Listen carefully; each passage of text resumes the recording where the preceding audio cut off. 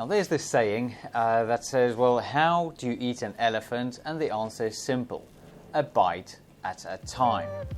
Welcome to the Steelo Podcast, the podcast where we share stories, insights and business advice from our experience in the steel industry and behind the scenes here at Steelo.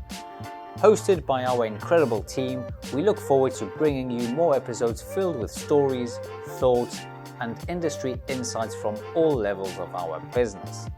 Enjoy this episode and don't forget to follow wherever you get your podcasts so you never miss an episode. Now this is a saying that apparently was said by Desmond Tutu, and it might be a philosophical saying, but actually it has a lot to do with business.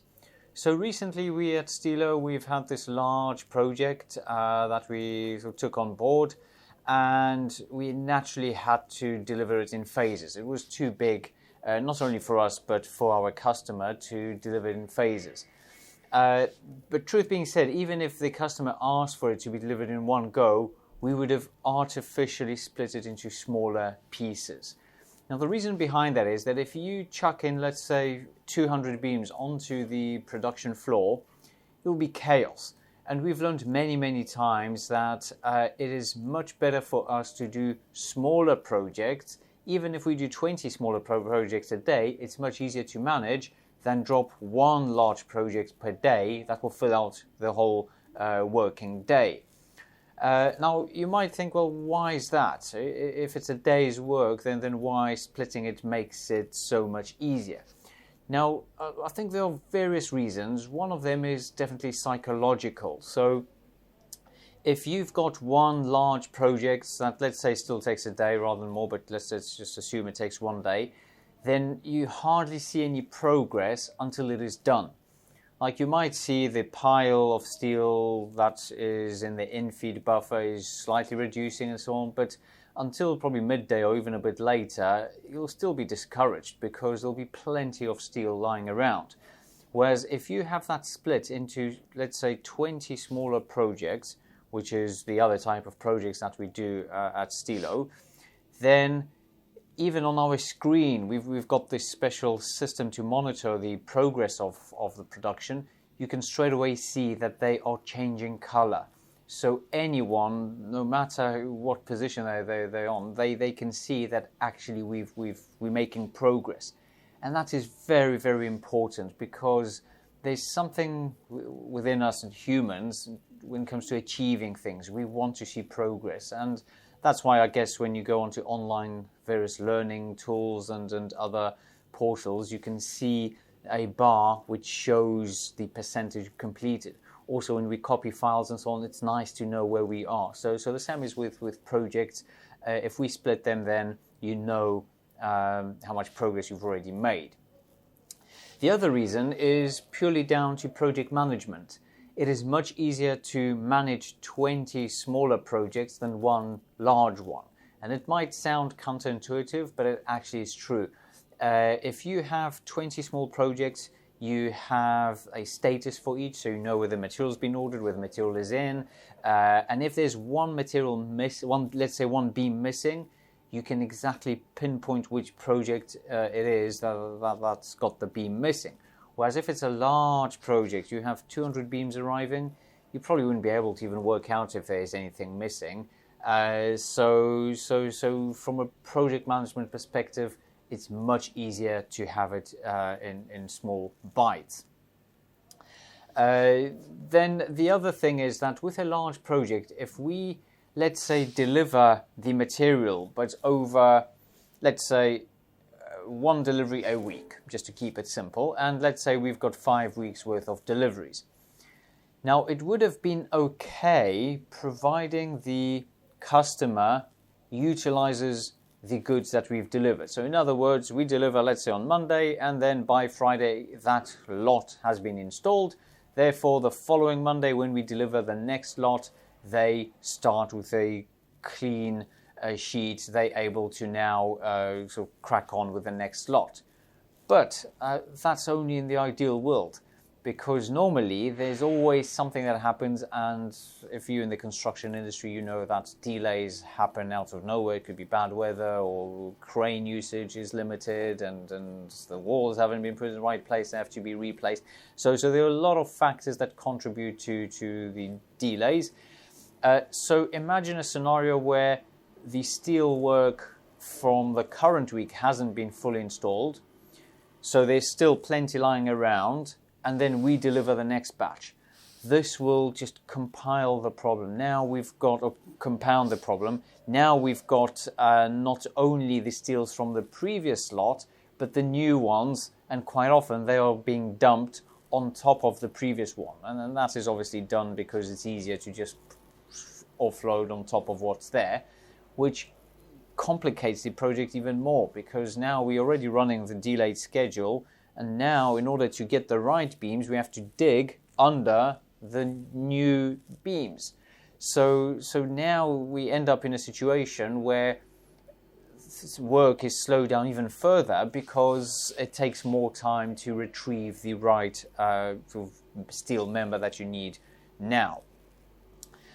So that is why at Steelo we've come up with this solution that has worked many times in the past, where we basically color code the batches, and I think that's one of the most easiest way to create or differentiate between the deliveries. So we have different colors like blue, green, red, yellow, orange, and so on, and we just decide that lot number 2 is, let's say, blue, and we spray the 3D drawing that we have for that lot in that color.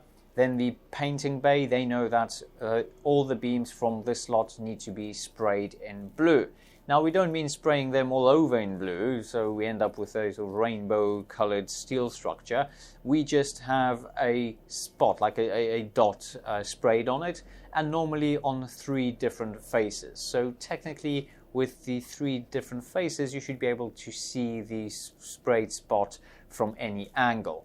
And this is almost like a game changer, because from far away you can see which lot does a beam belong to. So it makes not only our life easy in terms of managing production, but it then also simplifies the work on site. And then we as a company, I mean, we strive for like reliability. We want to be known as a reliable company, and that has to be shown in every detail. So if there's another company installing our steelwork, the way that they can sort of make the connection that when Steelo delivers, that means the job will go smoothly, is down to like sometimes just the color sprayed dots.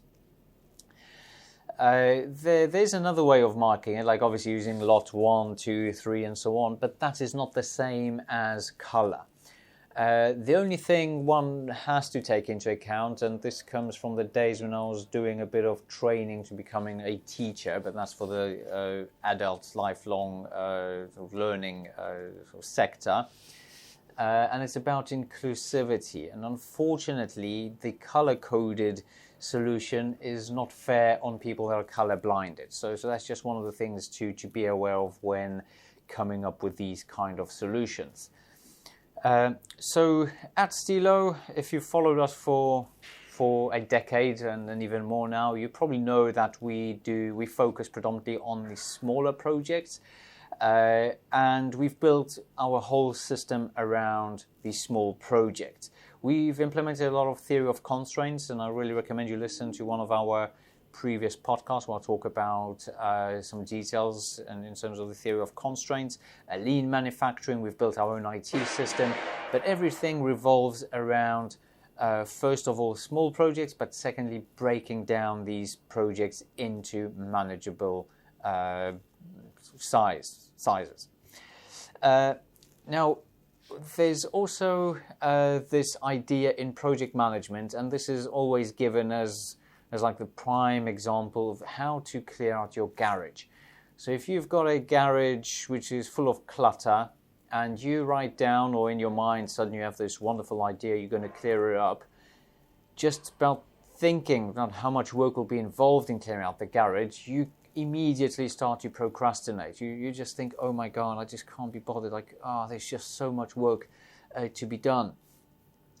So the project management recommendation, and you'll see this in many books, is to not focus on the whole garage in one go, but just focus on one, let's say, shelf. So plan, let's say this Saturday I'm only going to clear out one shelf, or maybe one cupboard, or whatever it is.